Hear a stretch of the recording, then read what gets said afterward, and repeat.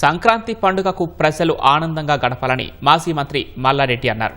మేడ్చల్లో ముందస్తు సంక్రాంతి సంబరాల్లో భాగంగా స్థానిక నాయకులు ముగ్గుల పోటీలు నిర్వహించారు. ఈ సందర్భంగా మల్లారెడ్డి ముగ్గులను పరిశీలించి వారితో కలిసి ముగ్గు వేశారు. మహిళలు ఈ కార్యక్రమంలో ఉత్సాహంగా పాల్గొన్నారు.